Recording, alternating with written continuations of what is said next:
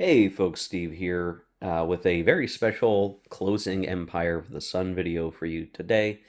This is not a review. I'm not calling this a review. I don't think it could be a review. This is simply what I think of Empire of the Sun. Why not a full review with me in front of the camera doing all the things that I would do in a review video? Well, I just don't feel like I'm gonna, whatever I say about this game is a drop in a bucket. A lot has been said about this game since its inception. It's gone through a couple different editions with slight rules tweaking, usually, as best as I can tell, almost, right, yeah, always for the better, as far as I can tell. Um, and what am I going to tell you? Am I gonna sit in front of the camera and tell you that, boy, I really like the game and you should, go buy it and all that kind of stuff. You know, you probably already own it if you're interested in it, and if you don't own it and you're interested in it, like, and you're gonna look to someone for advice, I mean, I guess I could tell you that it's a good game, but its reputation precedes it, and I'm coming at this way late in the game, obviously. And in fact, I've owned multiple different copies of Empire of the Sun, upgrading over time and selling or giving away older copies.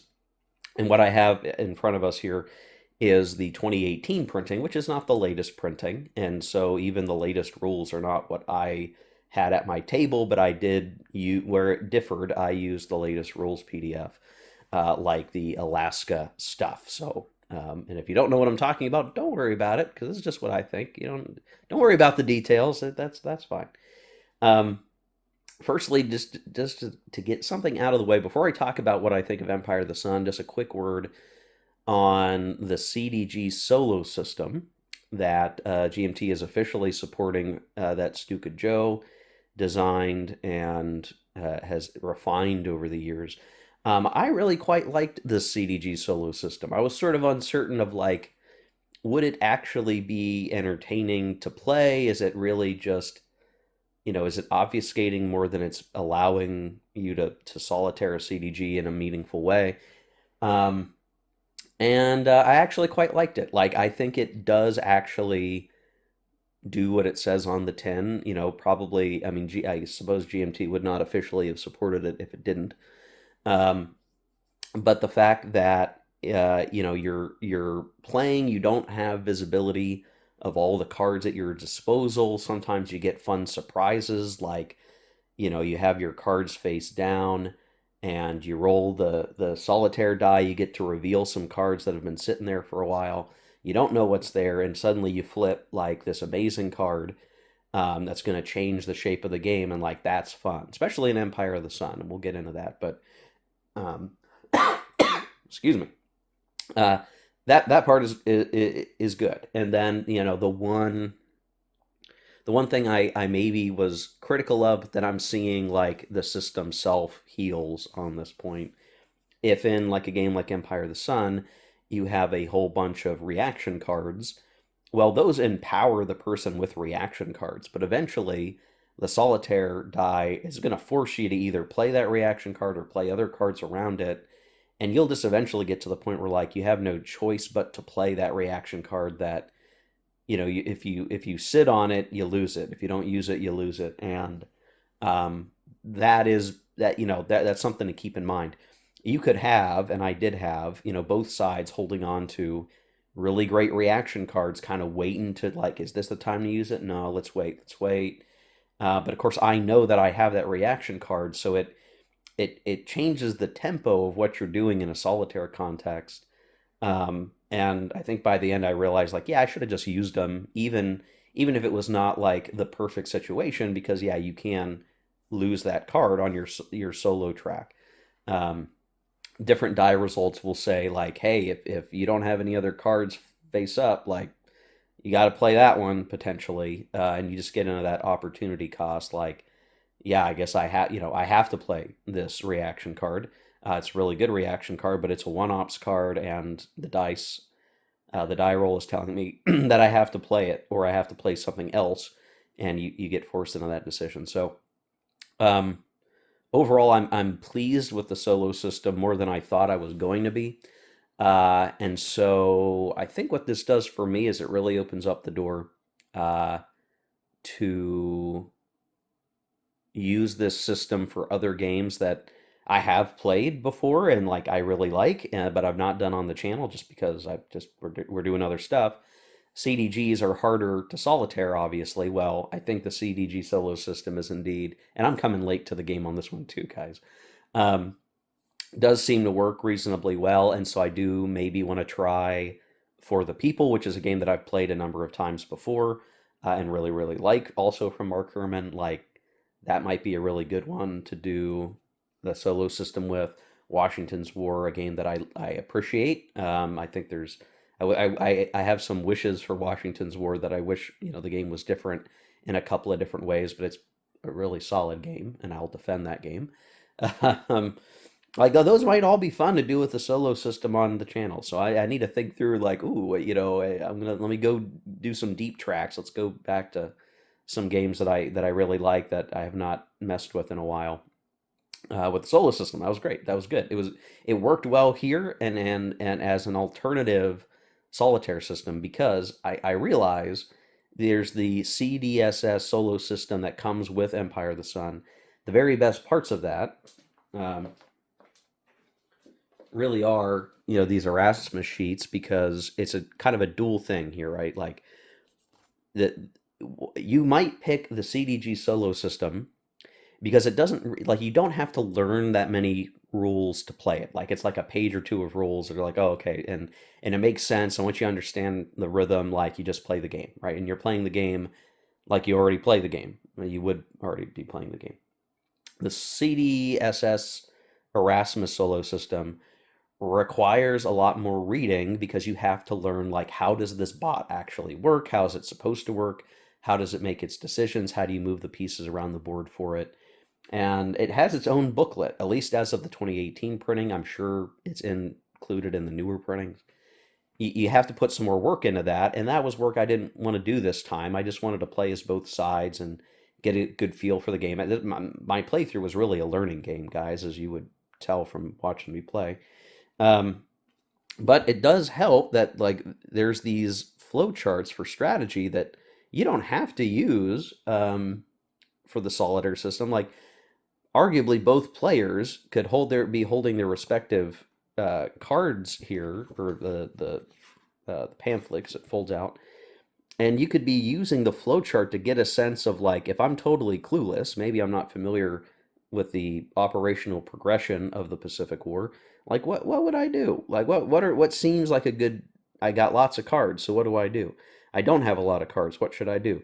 Um, that's actually hugely helpful. I think uh, if you're going to pick one or the other, you don't even have to do that. I did sort of a mixed model here, right? Solitaire system or the solo system, CDG solo system from Stuka Joe, plus using those Erasmus charts for a frame of reference. And that ended up being really helpful to my learning. I avoided learning the extra CDSS rules.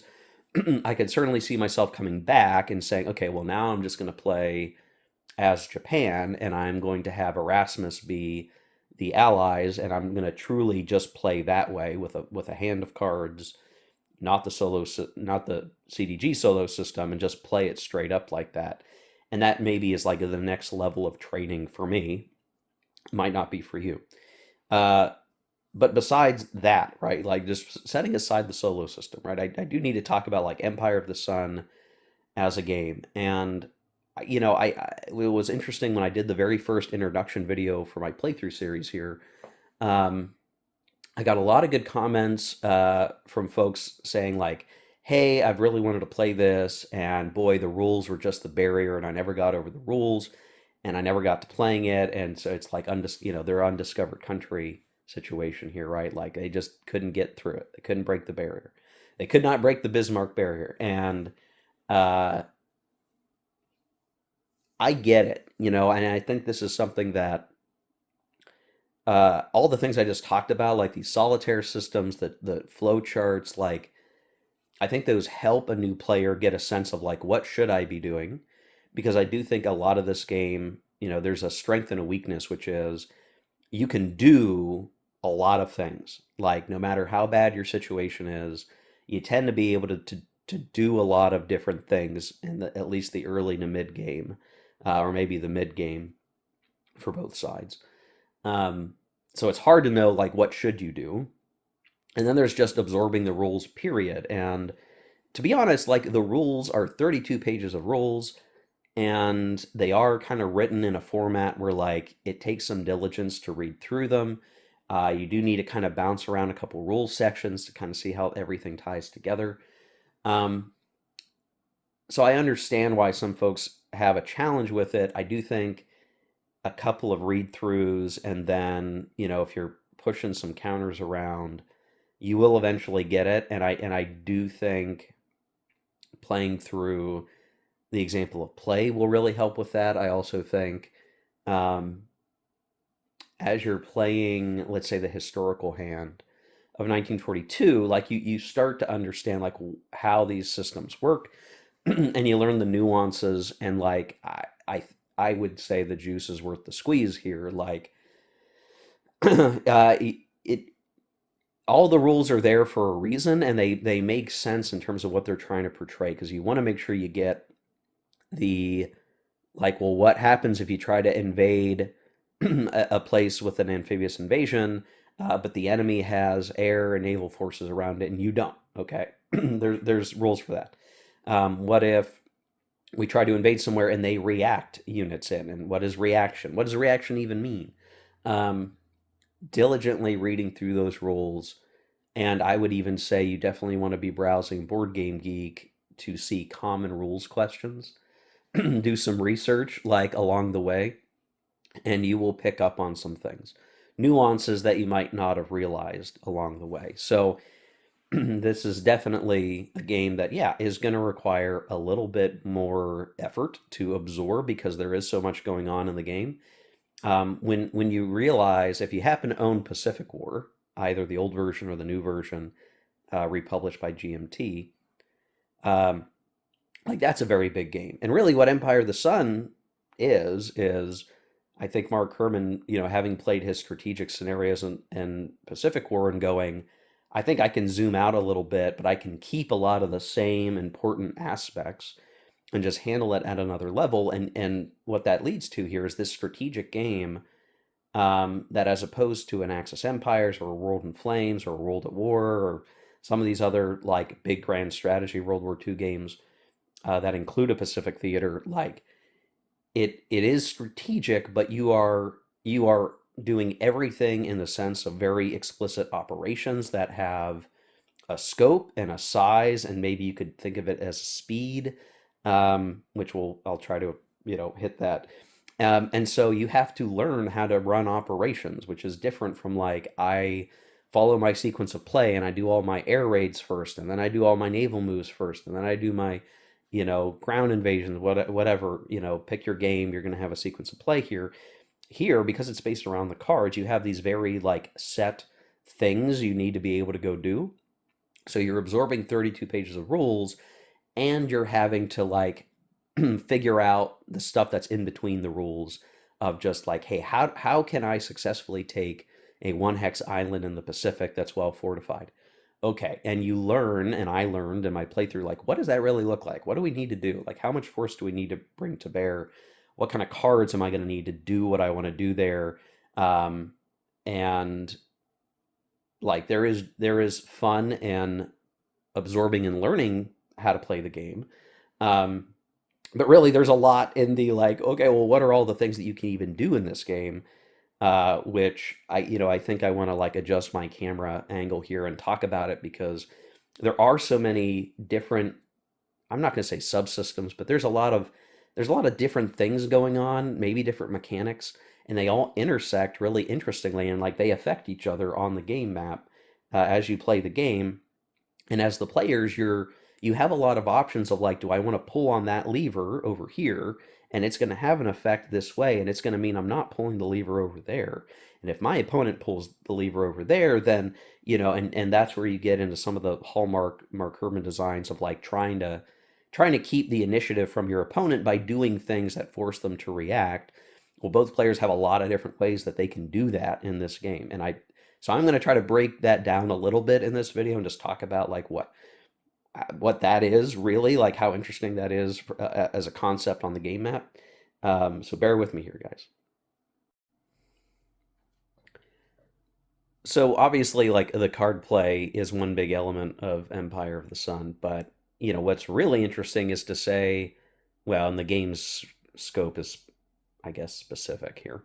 Empire of the Sun is about the Pacific War, 1941 and 1945. That is the scope. That means it's about the war in the Pacific, not necessarily the war in Asia. We might say the Pacific Theater of Operations, but very specifically, we're not dealing with 1937. We are not dealing with the war in China in a detailed way. And while that might have been part of the original design, and if you poke around Board Game Geek, there are some folks that are working on resurrecting the war in China as a topic, as a set of mechanics that could show up in a future C3I magazine as an expansion or something. Mark Herman chose to just like not include it, right? And what does that do for us? Well, it means there's a lot of sort of administrivia of moving around a whole bunch of extra counters in a relatively slow moving front that, would be a bit of a distraction from the rest of what's going on, the rest of the system. But it's not as though it's completely gone. And in fact, it still matters actually a great deal in the game. And so you have these choices along the way, right? And that's what I'm going to say, like these different levers that are out there that matter. And one of them is the war in China, where Japan can spend an expensive card, a 3 card, to conduct an offensive, and it's a die roll, right? It's combat effectively, but there are things that modify that die roll. You can also get events, cards that you can play as an event, and you just like get an instant victory. And sure enough, if all the right conditions are so, you can eventually get uh, China to collapse, which is like effectively a surrender. And there's a bunch of great benefits to that. There's also a lot of other things that um, are consequential to that, meaning you might not realize how important it is, but it would mean that, units can't base in the Chinese air box, or air units in China box, I should say. Uh, that actually has an effect. Late game, you might not appreciate it until the late game, but it sure does. That serves as a base for B-29s that are going to bomb Japan while you make headway in the Central Pacific as the Allies. So losing China has that. There's also a lot of other things like the Japanese being able to release a lot more of their infantry steps that are in China to go elsewhere. And that's this other mechanic here. So the Japanese have divisions available in China, and that's them off fighting in China. And you can pull infantry steps out of there. That's the only way to get reinforcements for ground steps usually, barring a couple of special cards. And so the Japanese player has to make a choice. Am I going really hard with China? Am I going to try to shape things such that we're going to try to make China surrender? And the big part on the map that affects that is actually Burma, appropriately, right? CBI theater. And this whole part of the map is actually really interesting, and it's maybe why that was cut, out and made its own C3I module to just play the CBI theater. Um, because it is really interesting, like the game has evolved over the years to be more, I'll say, more complex in like a good way there. Earlier printings didn't have the build transport routes rules. Well, the current version of the game does. That's just default. Um, so if you want to be effective in China, you can try to bang your head against the wall. You might not get anywhere. You might waste a lot of cards. What you probably want to do as Japan is to push into Burma, close the Burma road, and all of a sudden your offensives in China get a lot better. Now, if you take Rangoon and you shut the Burma road, the Allies, if you're pushing on that lever, right, and you're starting to pull the China lever, the ally player has options. They can respond to that. They can use big, expensive 3-op cards to build these transport routes, which would enable an alternative route to get to Kunming basically if the allies can keep hold of Lashio, and there's still basically a way to trace into Kunming, then hey, great, you've reopened the Burma Road. Or if you can get the hump card, the card that enables you to do the air route over the hump, over the mountains into China, you can do that, right? You got to get the card. You might not get the card at a good time, but you could also do that, and that necessitates holding airfields in northern India, which again, the Japanese player could say, "I'm going to put a lot of my oomph on pulling the lever, in Burma, close all of the land routes, and maybe even try to take northern India." And the rewards for that are multiplicative, because one, you might be able to stop the hump, which is then going to keep the Burma Road closed, no hump, and then again your China offensives are going to be much more effective. If you hold all of northern India over here, you will eventually knock the India track down. So there's like two tracks there, really three tracks for this whole area. The arguably four, I guess, is really to be more accurate. There's like the state of the Chinese government, right? And that's with China offensives. You have your divisions in China, which the more you keep there, the stronger, the better your die rolls are going to be for advancing in China. But that means you're not sending those infantry steps to help the Pacific War, right? We're not even talking about the Pacific. We're talking about the terrestrial stuff. It's still dealt with in a very nuanced way. And then the Burma Road affects all of that. And then sort of the outside effect could be that the India box, which is right there, could also shift over to the left. And India could, it's not quite a surrender. It's, there's revolution in India and like it becomes a non-relevant aspect of the war. That's going to cost political will. And all of these things, if China and India both surrender, that's a huge hit to the US political will, which could bring Japan closer to victory. And obviously, if you're shutting down whole fronts like China, you're going to be able to reinforce the map here. So the gamble is you're investing on this front, and if you can come out on top, you can do better over here. But that's a lot of effort. And in fact, there is a time limit on the Chinese efforts. You can only play an ops card for a Chinese offensive. I think it's like once every other turn, I believe is what it is. So like you're not going to instantly collapse China. It's going to happen over the course of the game, and it's a diligent, like you're going to choose that strategy, right? Now, looking elsewhere on the map, there's all the resources in the Dutch East Indies. You definitely need to get into here in the early game as Japan. So like that much isn't really there's a strategic imperative to go get these things, to go take the Philippines, get all of this stuff situated. So the early turns are Japan really trying to do that, and maybe you're trying to make progress in other places as you do it. Again, how much you pull on other levers as the opportunity cost is time.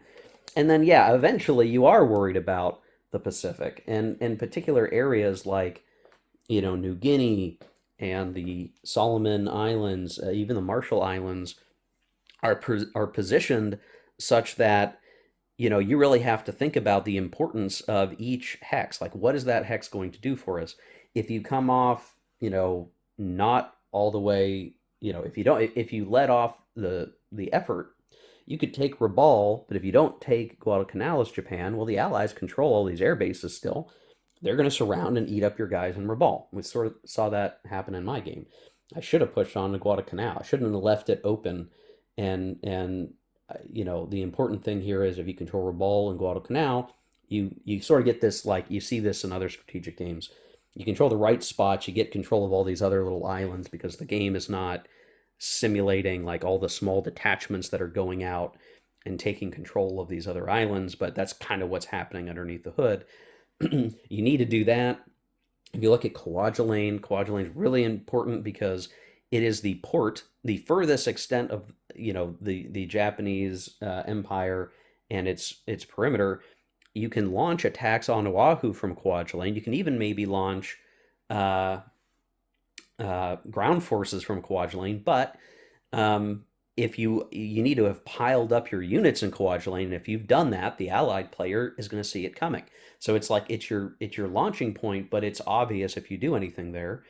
Amazingly enough, the cards are going to affect what you decide to do in the game. So like the fact that I kept the Japanese main carrier fleet up in Japan just because I didn't think about moving them forward enabled me to use the card that allowed me to run out unexpectedly 21 hexes and attack Oahu again like a second Pearl Harbor strike, which the only way that that card was going to be super duper useful was as a surprise from very far away, and I had to have left my fleet up in Japan. So that was like an amazing card, but it only worked because the conditions were just right. And so I think a big part of the game then, and just understanding like how it all comes together, is the cards that you get may inform what you decide to do. You may decide that you at the outset you may want to focus on China, and that's what I thought I was going to do. But the cards that you get may tell a different story, and so you can either be lured by the cards and say, okay, well, I guess I'm switching to a Pacific oriented strategy, destroy all the American carriers, and I did that, and that was really important, and that worked out really well. But I could have also have said, I'm not going to be lured by these event cards. I'm going to focus on what I want to do and still pursue the Chinese theater, and I could have done that too. And it's just up to the player to decide, are they going to be influenced by what the cards give us? I ended up not really getting that many, like Chinese offensive cards until much later in the game, by which point I had already pulled out enough Japanese infantry steps that I just kind of had to say, oh well, I'm not going to do that. I'm just not going to have that as a focus in my game. China ended up not mattering as much as it could have, but that's how I played the game. Um, so you have like all these different levers. Like where are you focusing? Are you going to get mixed up over here and play the track game and try to invest in that? Are you going to go hog wild trying to destroy the US Navy early? And there are advantages to doing that. You get a lot of great political will drops from that. Um, but you are also having to learn to do offensives with calibration. What do I mean by that? Calibrating a defense to me is looking at the card and understanding that truly this offensive intelligence relationship really does open up the possibilities of the gameplay in a way that I think a lot of other CDGs just doesn't, like they don't do. You have a one card that basically means in, say, For the People, that you can activate, maybe one set of units or one really good leader who can activate on a one card. And a three card might mean that you can, maybe it's a minor campaign, a major campaign. You can do some things with a three card, and almost, all cases, three cards are almost always better. In Empire of the Sun, that's not necessarily true, and I think that's a nuance to the game that is really powerful. Like it's just something you don't appreciate until you actually get playing. And I'll show you an example. Let's just say I didn't, or maybe I couldn't, play this ultra information card for the reaction, meaning I'm going to play it when the Japanese player is doing something. I have a choice between Operation Dexterity and Ultra Information. Let's just say I'm down to two cards, or whatever the circumstances. Now, I could play this great big event, Operation Dexterity, logistics value of 5. If we use our Southwest HQ, I think that's meant to say Southwest Pacific, but whatever. Maybe it is just Southwest. Anyway, yeah, let's just focus on this. Okay, so, we're going to activate a bunch of units, right? A fair number of units potentially if we use the Southwest HQ. So lots of units. It also means using this event card, we can pick multiple battle hexes, which means we can have multiple things going on the map. We can do smothering attacks. That will mean that the Japanese can't react with forces at a particular location because we're screening. We can do this big, complicated offensive. But if we enter a Japanese air zone of influence, the Japanese player only has to roll a 7 or less on his intelligence die roll, assuming he doesn't use a reaction card, to respond and make it not a surprise attack. And it could be a very bloody fight. And this represents, in the intelligence context, like all of this maneuvering, all this time that it takes. This is sort of making nods to Pacific War and the time that you're taking to do your operation. All that time, it means someone's going to, like a scout plane, intelligence, someone's going to figure out what's going on and be able to respond accordingly. So you can get a lot done, but it's more likely that you are going to be discovered and then have to fight it all out. Okay, so what are the other options? Well, we could say, I don't even want to use the Southwest HQ. I don't even care about all of this. I'm going to use this card as an ops card. The intelligence value is a 3. Well, that makes it a little bit smaller, right? We're not going to activate as many units, probably. We can only do 1 battle hex, but the chance of intelligence detection goes down a little bit, right? It goes down by 2. If it's a Japanese ZOI involved, then it's still going to be a 5 or less, but that is better than 7 or less. You're still activating a bunch of units. Maybe you're going to come out on top. But okay, what about this card, right? What's the deal here? Well, it's a 1 card, and this is like a fair reaction card. But what else could you do with this guy, right? Well, you could use this as an ops. And if you use a good allied HQ, whether that's the Southwest Pacific, where is he at? He's got an efficiency rating of 2. The Central Pacific HQ has an efficiency rating of 3. You could, with this card, activate 3 to 4 units, depending on which HQ you use. 3 to 4 units with an OC value of 1 for intelligence. You can only pick 1 battle hex, but here's the sneaky little thing that you can do, right? You're going to activate your 3 to 4 units, and maybe that's an Army Corps, a Marine Division, and a big battleship and a carrier. A sweet little invasion force for 4 activations with the Central Pacific HQ with a 1 ops card. And the intelligence is a 1. In a Japanese ZOI, it's a 3 or less. Well, okay, a 3 or less, that's still very reasonably possible on a die roll, but odds are you can get off your surprise attack with a small force that didn't take as much time to prepare for your offensive, and like that could actually lead to you taking an important location that's maybe under defended, like Truk, or maybe you get into one of these bases here and you can project your air power over these islands. I mean, there's a lot there, guys. So like even looking at a hand of cards filled with 1s, what now you're probably thinking about, or this is how I saw it when I just had a bunch of 1s at my disposal, was what little things can I get done that the Japanese might not be able to respond to at all? Find those opportunities, and that's going to mean that the next really big operation is going to be even more effective because I've used these little 1 cards for air raids. I'm clearing the Japanese air cover so that when I do the really big show, like it's going to lead to a pounding of the ground units there, reducing them to 1 step, and then my invasion force will be that much easier. Like you actually have a lot of flexibility, and I think that flexibility can lead to analysis paralysis. But once you get into the groove, once you start running operations, I got to the point where like I started ignoring Erasmus because I knew what I wanted to do. And I got my cards and I'm like, this is what I'm doing. I know what I'm doing. I feel comfortable with this. I'm gonna go run it. I will say you can get over eager, and the hard defense of some of these 1 hex islands as Japan could can be really bloody, and you need a lot of forces to take those islands. So don't underestimate that, guys. Um, you really need to use shaping operations. So, air naval engagements until they've been whittled away. Then you need another, activation maybe to defeat their forces that moved back into that hex. And then you at least want a round where air naval combat is conducted against the ground units because they don't have any air naval units there. And you just straight up do step losses to the ground units and then you invade.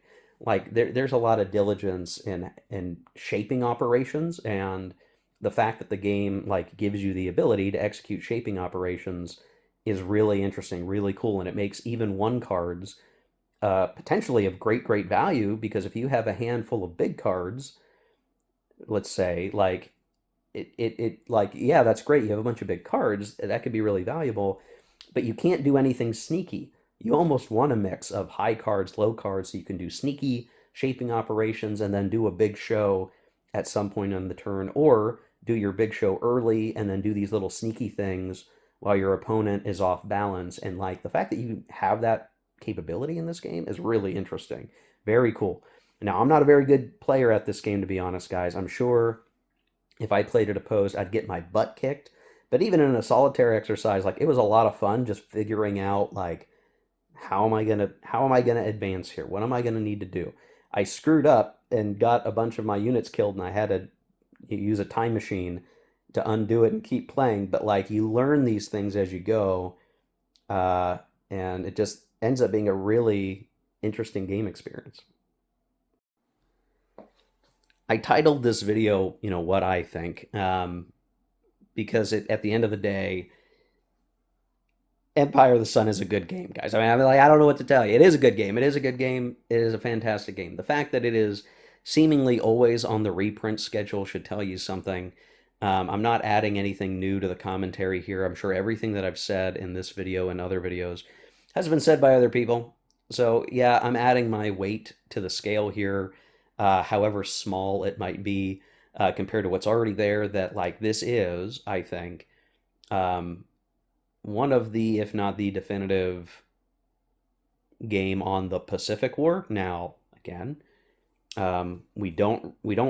It's the Pacific War, not the Asian Pacific War. It's not the entire, full-throated simulation of everything in this part of the world during World War II.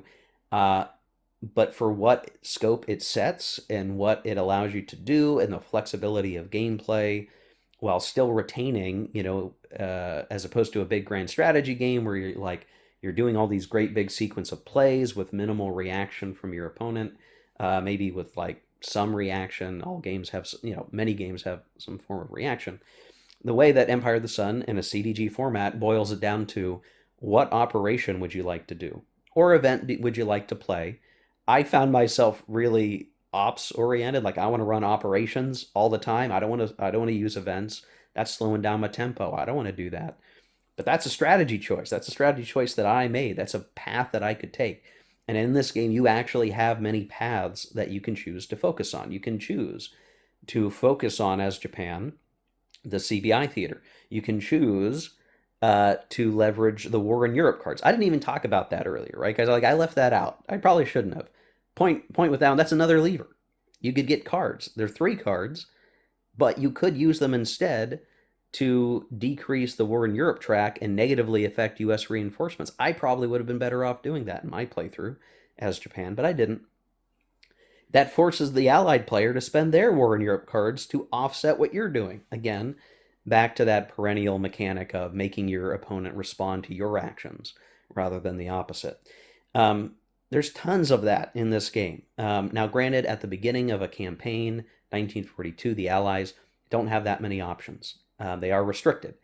But likewise, at the end of the game, Japan probably feels that way, may not always feel that way.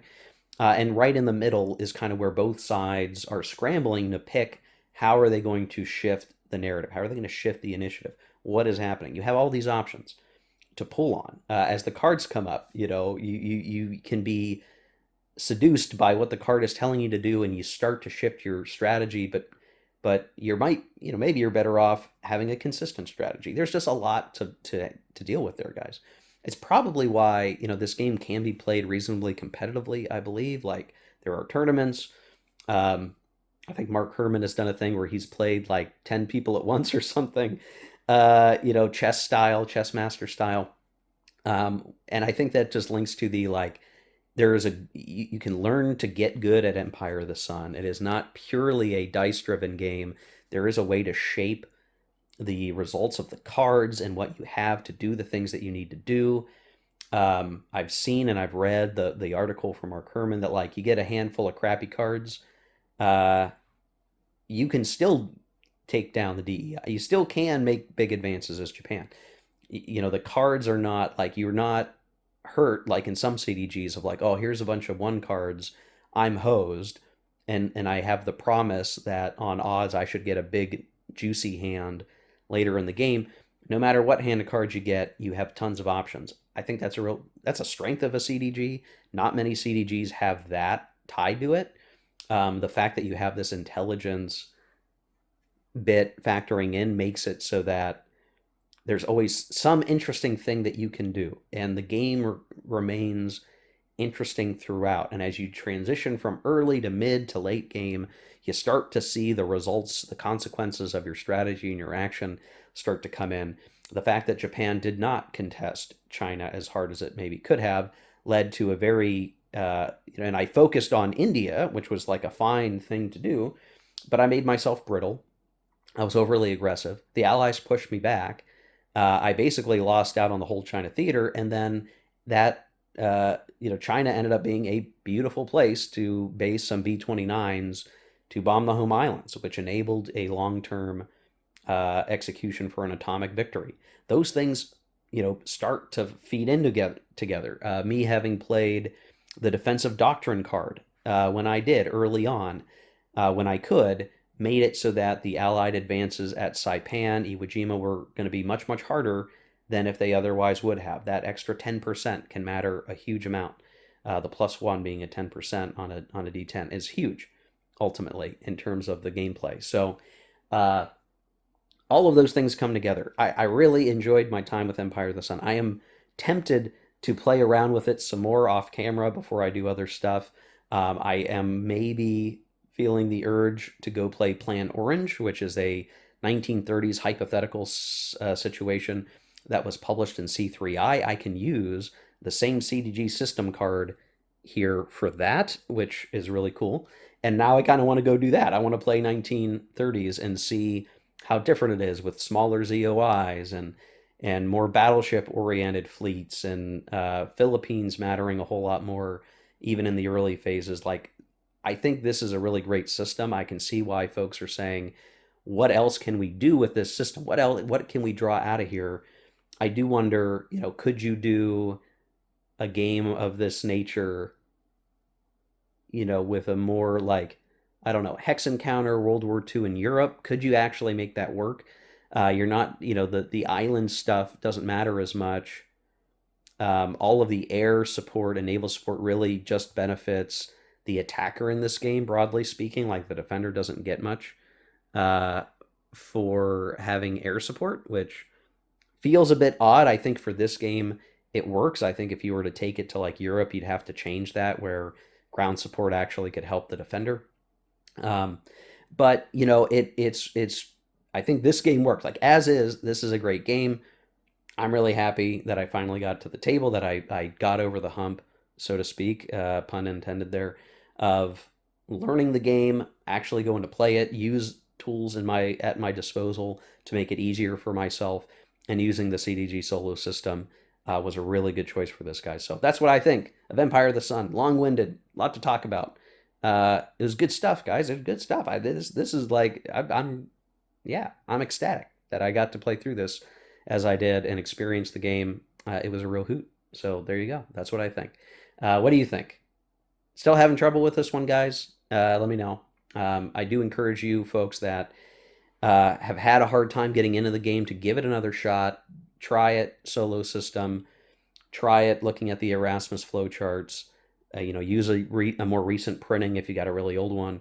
And I think you could get over that wall and find a really great game to enjoy, whether that's solitaire or opposed. It all looks good. So, all right. Thanks for watching, guys. Thanks for sticking with. If you watch the whole series, I really appreciate that. If you're just here for the not review, well, I appreciate that too. So, yeah. Thanks for watching, guys. See you in the next one. Take care. Keep gaming.